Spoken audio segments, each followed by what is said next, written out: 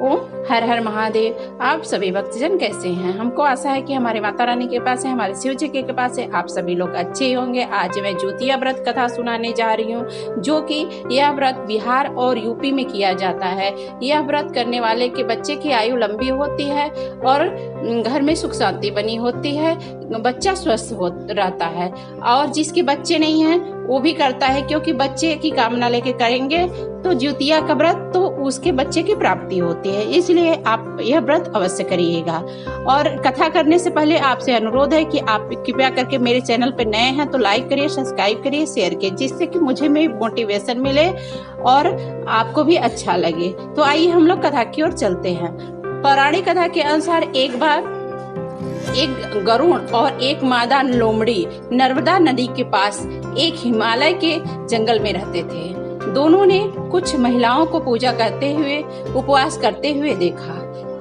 खुद भी उसे देखने की कामना थी। उनके उपवास के दौरान लोमड़ी भूख के कारण बेहोश हो गई। चुपके से भोजन कर लिया, बेहोश हो गई और चुपके से भोजन किया। दूसरी ओर चील ने पूर्ण समर्पण के साथ व्रत का पालन किया और उसे पूरा किया। परिणाम स्वरूप लोमड़ी से पैदा हुए बच्चे जन्म में कुछ ही दिन बाद खत्म हो गए और चील की संतान लंबी आयु के लिए हो गई। इस कथा के अनुसार जिमू वाहन गंधर्व के बुद्धिमान और जो राजा थे विमु वाहक शासन बनने से संतुष्ट नहीं थे और परिणाम स्वरूप उन्होंने अपने भाइयों और अपने राज्य की सभी जिम्मेदारियां दी और अपने पिता की सेवा के लिए जंगल में चले गए। एक दिन जंगल में भटकते हुए उन्हें एक बुढ़िया विलाप करती हुई दिखाई दी। उन्होंने बुढ़िया से रोने का कारण पूछा। इस पर उसने बताया कि वह शाप नागवंशी के परिवार से है और उसका एक ही बेटा है। एक शपथ के रूप में हर दिन एक सांप पक्षीराज गरुड़ को चढ़ाया जाता है। उस दिन उसके पुत्र का नंबर था। उसकी समस्या सुनने के बाद जिमूत वाहक ने अब उन्हें आश्वासन दिया कि वह उनके बेटे को जीवित वापस ले आएगा। तब वह खुद गरुड़ का चारा बनने के लिए विचार कर चट्टान पे लेट गया।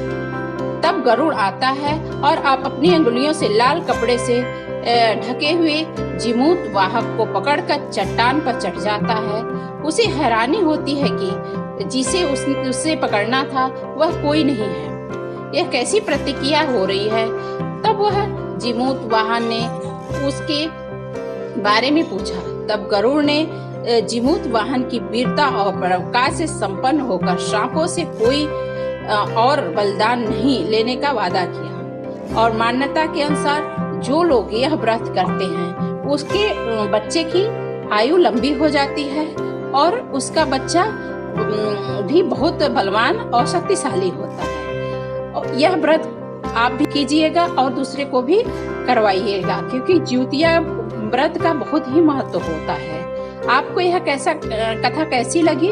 यदि आपको यह कथा अच्छी लगी तो कृपया करके जरूर कमेंट करिएगा। ओम हर हर महादेव।